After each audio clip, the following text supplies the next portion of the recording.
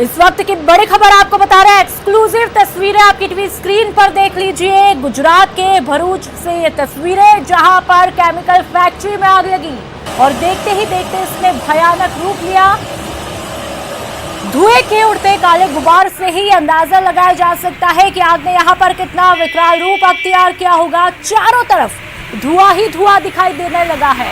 Exclusive तस्वीरें news 18 Rajasthan पर। आग की लपटें आकाश छूने लगी। घंटों मशक्कत के बाद इस पर काबू पा लिया गया है।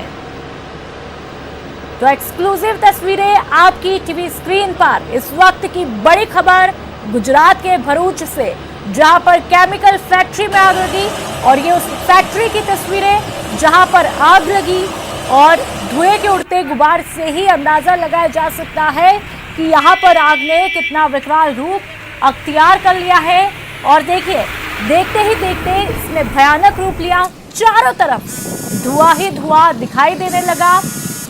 आग की लपटें आकाश छूने लगी। घंटों तक मशक्कत की, उसके बाद में अब जाकर के राहत की बात यह है कि अब इस भयानक आग से अब आग पर से काबू पा लिया गया है। तो फायर ब्रिगेड की तमाम टीमें जो हैं वो मौके पर पहुंची और घंटों तक मशक्कत की। उसके बाद में इस आग पर पूरी तरह से काबू कर लिया गया है। लेकिन फिलहाल ये तस्वीरें देखकर ही डर लगता है, डरा देने वाली तस्वीरें। और इन तस्वीरों को देखकर ही हम ये अंदाजा लगा सकते हैं कि कितना विकराल रूप यहाँ पर आग ने अख्तियार किया होगा। देखिए कि किस तरह से धुआं जो है वो आकाश छूता हुआ दिखाई दे रहा है और धुएं के उड़ते गुबार से हम समझ सकते हैं कि आग ने यहाँ पर कितना भयावह रूप ले रखा होगा। लेकिन राहत की बात यह है कि घंटों की मशक्कत के बाद में फिलहाल आग जाकर के इस आग पर पूरी तरह से काबू पा लिया है। और चलिए अब खबर दिल्ली से, जहां पर लंबा जाम लगा है। कई किलोमीटर लंबा ट्रैफिक जाम लगा, सचिवालय के पास में लगा। दिल्ली में सोशल डिस्टेंसिंग का मजाक बना हुआ है, जहां पर देश दुनिया में कोरोना से हाहाकार मचा हुआ है। लोग खौफजदा है। हालांकि लॉकडाउन 4.0 की शुरुआत हो चुकी है, लेकिन ये तस्वीरें जो आप देख रहे हैं वो कई सवाल खड़े करती है। सवाल कि क्या जनता जागरूक नहीं है? क्या उन्हें नहीं पता कि हम किस संकट काल से गुजर रहे हैं? उन्हें ऐसे में समझने की जरूरत है कि लॉकडाउन खत्म नहीं हुआ है।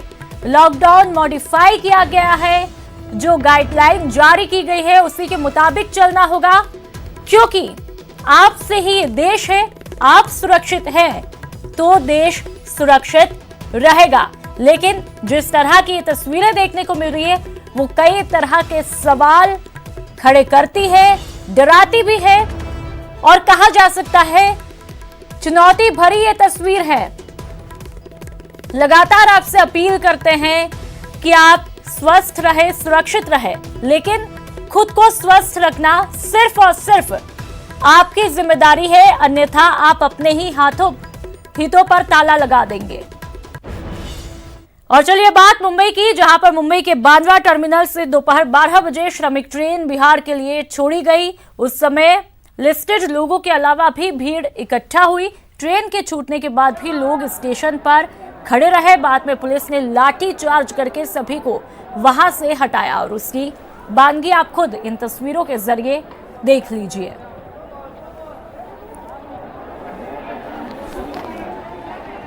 तो दो तस्वीरें, ये मुंबई की तस्वीरें। मुंबई के बांद्रा टर्मिनल से दोपहर 12 बजे श्रमिक ट्रेन बिहार के लिए छोड़ी और उस समय लिस्टेड लोगों के अलावा भीड़ यहां पर इकट्ठा हुई। देखिए, लापरवाही की तस्वीरें कहा जा सकता है और इसमें लापरवाही खुद की,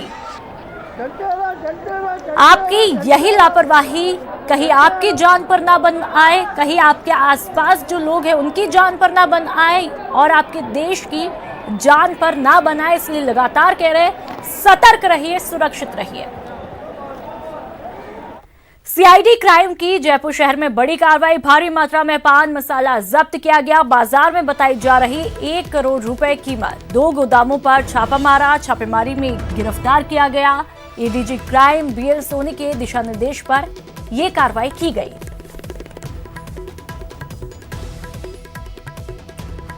तो आपको बता दें कि सीआईडी क्राइम की जयपुर शहर में बड़ी कार्रवाई हुई और इस कार्रवाई के तहत भारी मात्रा में पान मसाला जब्त किया और जिसकी कीमत बाजार में 1 करोड़ रुपए बताई जा रही है, जो कि एक बड़ी कीमत।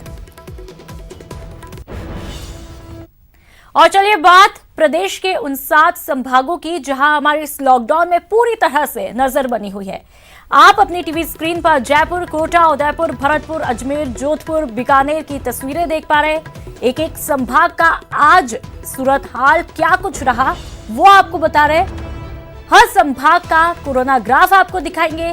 कहां बढ़ा वायरस का वार, कहां मिली राहत। तो चलिए अब चलते हैं अपने सहयोगियों के पास और जानते हैं कैसा है उनके शहर में कोरोना का ग्राफ। देश और प्रदेश में कोरोना संक्रमण वायरस के लगातार मामले बढ़ते जा रहे हैं। बीती रात 9 बजे से लेकर आज दोपहर 2 बजे तक में प्रदेश में 250 नए मामले सामने आए हैं। इस तरह से प्रदेश में 5757 कोरोना वायरस संक्रमित लोगों सामने आ चुके हैं। अगर जयपुर की बात की जाए तो जयपुर में कोरोना मरीजों की संख्या 1640 तक पहुंच गई है। लेकिन इसकी एक सुखद तस्वीर ये भी है कि 5757 पॉजिटिव मामलों में से अब तक 3232 मामलों की रिपोर्ट नेगेटिव आ चुकी है, यानी लगातार ठीक होने का ग्राफ भी बढ़ रहा है। लेकिन दूसरी ओर अगर बात की जाए प्रवासी श्रमिकों की, तो इसमें लगातार पॉजिटिव की संख्या में इजाफा हो रहा है।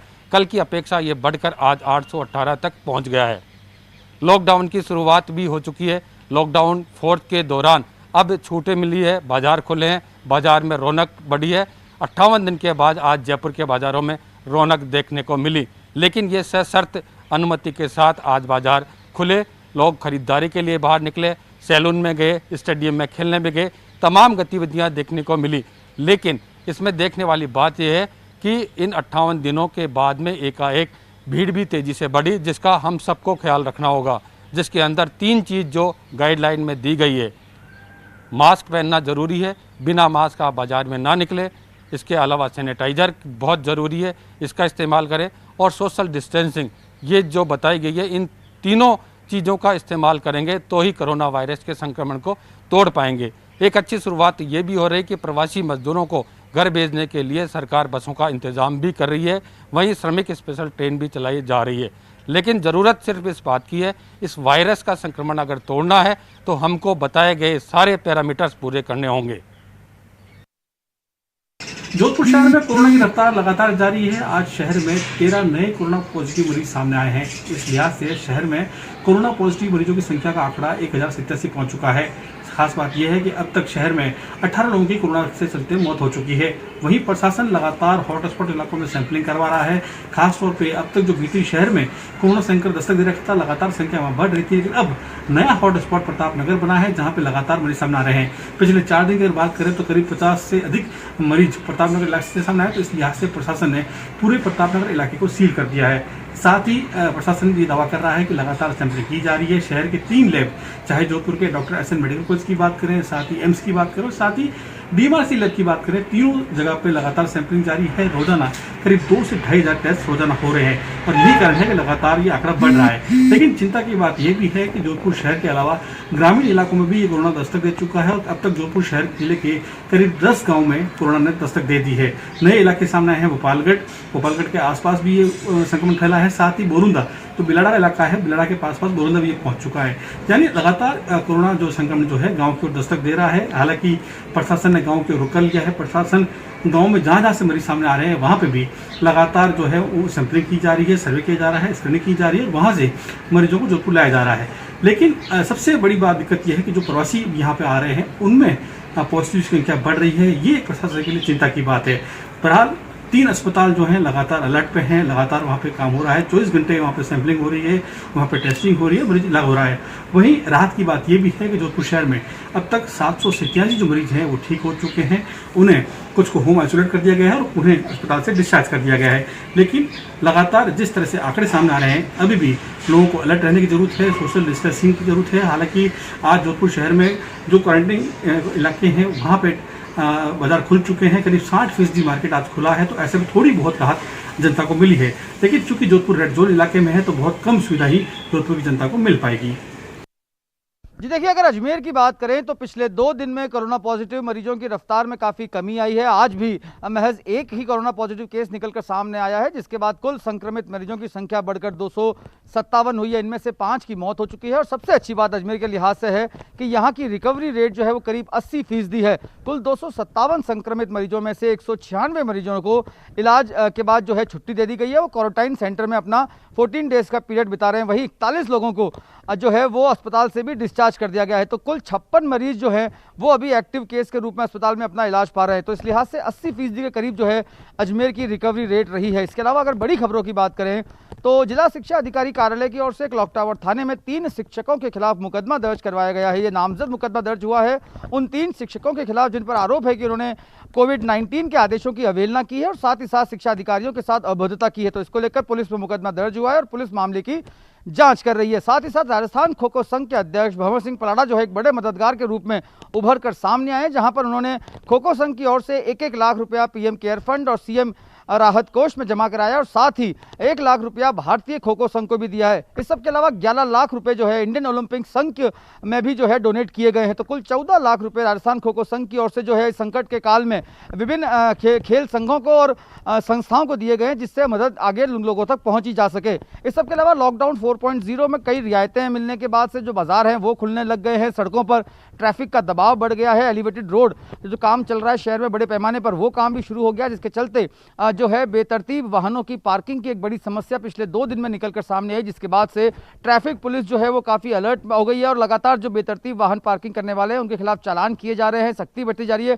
और साथ ही साथ जिस तरह से निर्माण कार्य शहर में चल रहे थे उसको देखते हुए कोरोना काल से पहले कई जगह रूट डाइवर्जन किए गए थे जिससे लोगों को असुविधा न हो, तो उन रूट डाइवर्जन को वापस से इंप्लीमेंट किया गया है, जिससे शहर के ट्रैफिक को बैलेंस किया जा सके और लोगों को अनावश्यक परेशानी से बचाया जा सके। इस सबके अलावा चिकित्सा और स्वास्थ्य विभाग की टीम लगातार घर घर सर्वे और स्क्रीनिंग का काम कर रही है। अब तक करीब 23.5 लाख लोगों की स्क्रीनिंग की जा चुकी है और करीब 44,000 लोगों को होम क्वारंटाइन किया जा चुका है। उदयपुर में आज भी सन्नाटा पसरा रहा। लॉकडाउन 4 की छूट नहीं मिलने के चलते आज भी उदयपुर में लॉकडाउन 2 के तहत जो बंदिशें थी वो समस्त बंदिशें लागू रही। लगातार संक्रमित मामले सामने आने के चलते उदयपुर जिला प्रशासन द्वारा यह तय किया गया था कि उदयपुर में लॉकडाउन 4 के तहत प्रदेश में अन्य जगहों पर जो छूट दी जा रही है वो छूट उदयपुर में नहीं दी जाएगी। और इसी निर्णय के चलते उदयपुर में लॉकडाउन 2 की बंदिशें आज भी जारी रही। आज भी उदयपुर में बाजार नहीं खुले और ना ही सड़कों पर लोगों की आवाजाही रही। पूरा शहर आज भी सन्नाटे के साथ पसरा रहा, क्योंकि घर से बाहर निकलने की बंदिशें उदयपुर में लागू थी। आज की अगर बात करें तो आज उदयपुर में 13 नए कोरोना संक्रमित मामले सामने आए हैं। प्रवासियों के भी संक्रमित सामने आने का दौर लगातार जारी है। तो वहीं उदयपुर में पुराने जो संक्रमित व्यक्ति हैं उनके क्लोज कॉन्टैक्ट के लोग अभी भी संक्रमित सामने आ रहे हैं। आज भी जो संक्रमित मामले सामने आए उसमें प्रवासियों के साथ में वे लोग शामिल थे जो कि पूर्व संक्रमित व्यक्तियों के संपर्क में आए थे, उनके क्लोज कॉन्टैक्ट के थे। और इन व्यक्तियों के सामने आने के बाद में जिला प्रशासन और चिकित्सा विभाग ने सभी को हॉस्पिटल में भर्ती कराया है और उनका इलाज शुरू किया है।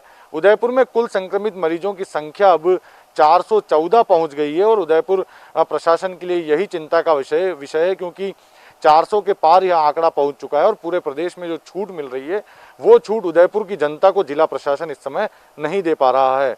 आयुर्वेद विभाग ने भी उदयपुर में एक अनूठा प्रयोग शुरू किया है। कोरोना योद्धा जो कि इस भीषण गर्मी के दौर में फील्ड में तैनात हैं, सड़क पर तैनात हैं, उन्हें डायरिया और लू की शिकायत ना हो, उससे उन्हें परेशान ना होना पड़े, इसके लिए अमृत धारा का निर्माण किया गया। आयुर्वेद विभाग उदयपुर द्वारा स्वयं इस अमृत धारा को 3 दवाइयों का मिश्रण करते हुए बनाया गया और इसके साथ में आज इसकी पैकिंग की गई है और कल से ये अमृत धारा फील्ड में करीब 9070 कोरोना योद्धाओं को वितरित की जाएगी ताकि वे स्वयं स्वस्थ रहते हुए कोरोना के खिलाफ जंग में पहली पंक्ति में खड़े रह सकें। यही नहीं, अगर हम बात करें तो उदयपुर में मेडिकल सुविधाएं कर्फ्यूग्रस्त इलाके में मुहैया हो सके, इसको लेकर जिला प्रशासन कटिबद्ध है।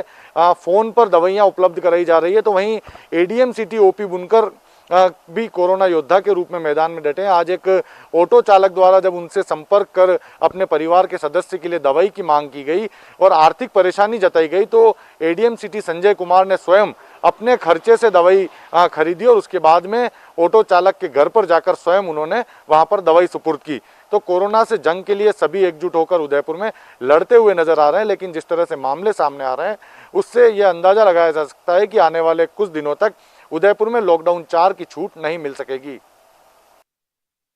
लॉकडाउन 4 के तहत जो रियायत सरकार की ओर से दी गई है उसमें कोटा में भी आज बाज़ार खुले। बाज़ार में जो है दुकानों पर तमाम वो लोग पहुँचे जो लंबे वक्त से इंतज़ार कर रहे थे अपनी दुकानें खोलने का, अपने शोरूम खोलने का। पूरी एहतियात के साथ उन्होंने अपनी दुकानें खोली, दुकानों को सैनिटाइज़ किया गया और फिर अपना काम शुरू किया। हालांकि अभी बाज़ार से ग्राहक गायब है, लेकिन जिस उम्मीद के साथ वो पहुँचे हैं, जिस एहतियात के साथ वो पहुँचे हैं, वो पूरी एहतियात बरती जा रही है ताकि संक्रमण का खतरा जो है वो ना हो सके।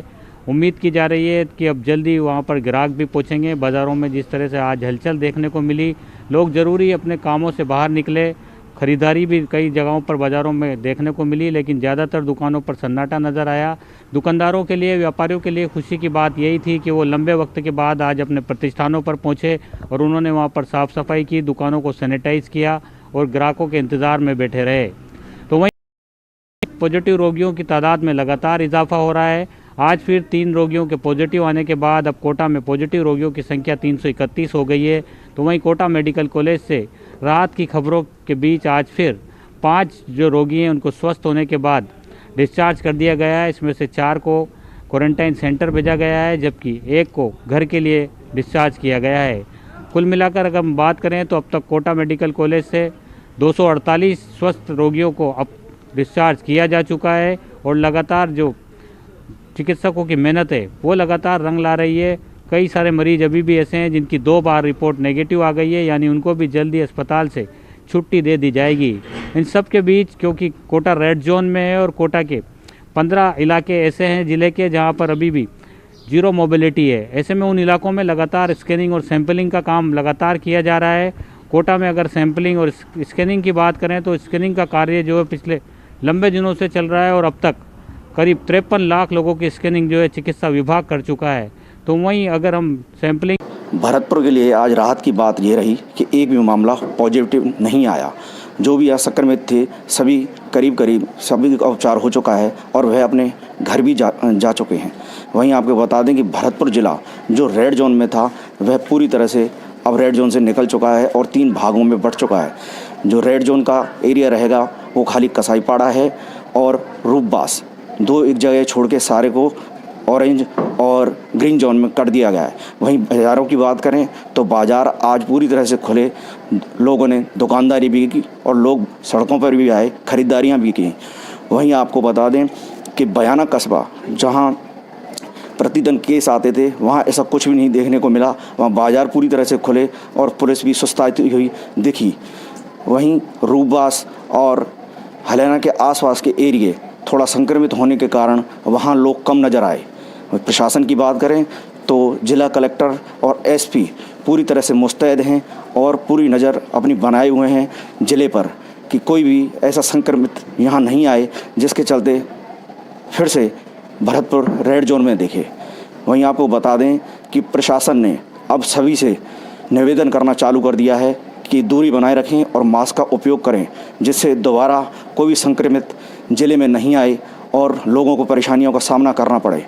वहीं जितने भी हॉस्पिटल हैं सभी को अलर्ट कर दिया गया है कि कोई भी बीकानेर के लिए आज का दिन भी राहत देने वाला नहीं कहा जा सकता, क्योंकि लगातार जो कोरोना पॉजिटिव है उनकी संख्या में इजाफा होता जा रहा है। पिछले अगर 2 दिनों की बात कर लें तो लगातार जो कोरोना के मरीज हैं वो बीकानेर में बढ़ते हुए जा रहे हैं। वहीं आज भी 3 और कोरोना पॉजिटिव बीकानेर में आ गए हैं, जिसके बाद अब बीकानेर में कोरोना पॉजिटिव की जो संख्या है वो 56 हो चुकी है। आपको बता दें कि इन 56 मरीजों के अंदर से 37 जो मरीज हैं वो ठीक हो चुके हैं, तो वहीं पर 3 लोगों की मौत हो चुकी है। और अगर वर्तमान समय की बात कर ले तो बीकानेर के अंदर अब 16 जो कोरोना पॉजिटिव मरीज हैं वो एक्टिव है, जिनका इलाज लगातार चल रहा है। वहीं जिला प्रशासन और चिकित्सा विभाग लगातार जो सैंपलिंग का जो दौर है वो कर रहा है, और जैसे ही आज जो 3 मरीज कोरोना पॉजिटिव आए थे, चिकित्सा विभाग की टीम लगातार उनके घर पर पहुंची और खासतौर पे जो संपर्क में आए हुए लोग हैं उनको यहाँ पर कॉन्टैक्ट कर लिया गया है। CMHO डॉक्टर BL मीना लगातार काम यहाँ पर कर रहे हैं, उनकी टीम भी लगातार जुटी हुई है, लेकिन जिस तरीके से कोरोना के मरीज बढ़ रहे हैं एक चिंता की लकीरें जरूर बढ़ गई है। वहीं अगर बाजारों की बात कर लें तो आज बीकानेर में बाजार पूरी तरह से खुले हुए नजर आए। दुकानदारों ने अपने प्रतिष्ठान यहाँ पर खोल दिए। वहीं KM रोड के ऊपर भी पूरा बाजार आज खुला हुआ नजर आया, लेकिन खुले बाजार के दौरान बड़ी संख्या में आए लोगों ने सोशल डिस्टेंसिंग की पालना नहीं की है। बड़ी संख्या में जो लोग हैं वो झुंड बनाकर साफ तौर पे देखने को मिल रहे हैं। साफ तौर पे जिला प्रशासन की ओर से चेतावनी दी गई है कि सभी जो लोग हैं वो सोशल डिस्टेंस को मेंटेन करें, लेकिन इसके बाद भी पूरी तरीके से जो लोग हैं इसकी पालना नहीं कर रहे हैं। जिला कलेक्टर कुमार पाल गौतम ने साफ तौर पे कह दिया है कि जो सोशल डिस्टेंस की पालना नहीं करेगा उसके खिलाफ कार्रवाई भी की जाएगी। वहीं संभाग में पुलिस द्वारा लगातार जागरूकता अभियान चलाया जा रहा है। IG जोश मोहन के नेतृत्व में यह अभियान लगातार किया जा रहा है। IG जोश मोहन ने कहा कि सभी संभाग के अंदर जो पंपलेट हैं वो बांटे जा रहे हैं। उस पंपलेट में साफ तौर पे लोगों को निर्देश दिए गए हैं कि वो मास्क लगाकर और इसके साथ ही सोशल डिस्टेंस की पालना करें। अगर ऐसा कोई भी नहीं करता है तो उसके खिलाफ कार्रवाई की जाएगी और जुर्माना भी वसूल किया जाएगा। तो आपने देखा कि लॉकडाउन 4 का आज दूसरा दिन है, गाइडलाइन जारी हो चुकी है और हमारे संवाददाता ने अलग अलग जगहों से ग्राउंड रिपोर्ट आज की बताई। और चलिए फिलहाल